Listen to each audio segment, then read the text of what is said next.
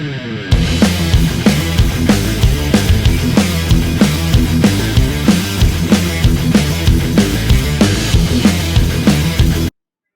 you join an academy, when you're in an academy, if you are a good member of that gym, that school, that dojo, you have a built-in network.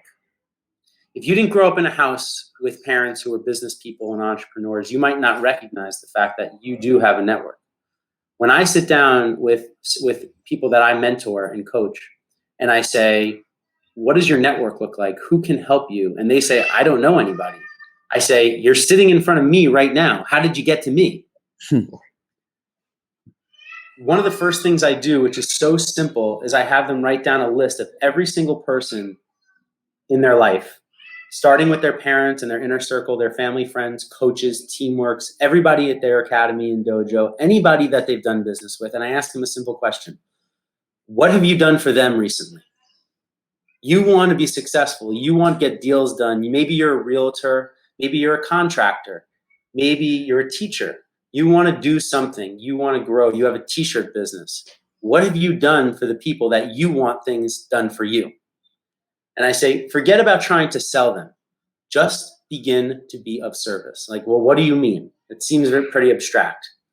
I said, if you start to listen to the people in your life, you will see that everybody needs help with something.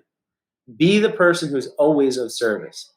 Sweep up and mop after every jiu-jitsu class. If something is broken, offer to fix it. If someone's moving, offer to help them move. If an old person's walking down the stairs, offer to help them. Write thank you notes to every single person that has helped you ever, starting with school teachers, coaches. They will love to hear from you. Pastors, rabbis. All of a sudden, when you start to have this type of attitude, unbelievable things start to happen in your life. An attitude of giving yields so many great things. And the thing is, when you start to make this a habit, all of a sudden, all those people in your life start to want to do things for you too. But it doesn't start with you asking for a million things. In business, we sometimes call those people an ask hole, ASKHOL. Yeah. They're constantly asking for help, asking for advice. It's like, I've given you the advice already. How about you take some action on it? So this might seem abstract to people when I try to start to teach them how to network. But the thing that I love about a jiu-jitsu academy is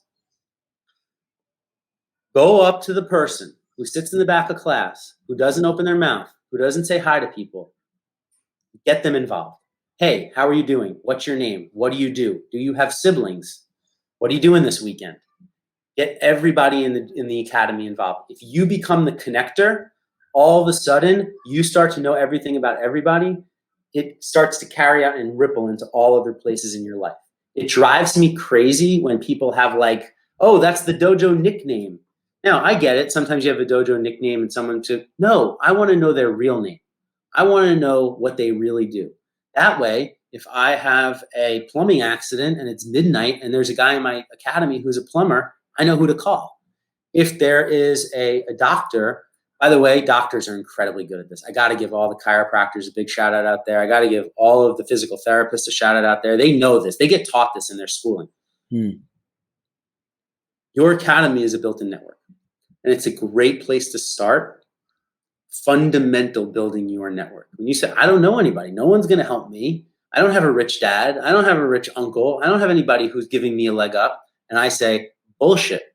I just gave you the same advice that my rich dad, my rich uncle, all these people gave me when I was growing up around the dinner table. You think that they just handed it out? No, but I got a first class seat to watch it. Like, I agree. I was incredibly privileged. My dad is an amazing entrepreneur. My grandfather was an entrepreneur. My great-grandfather came to this country with nothing. My grandfather and my grandmother lived in a tenement building. They had nothing. I mean, less than nothing. But what they did have was this incredible work ethic and just like an animalistic desire to grow and get better.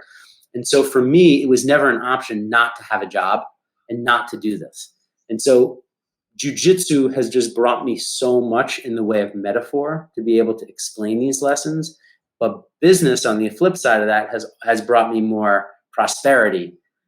Jiu-jitsu has helped me really turn that prosperity and keep amplifying it and growing it and growing it and growing it.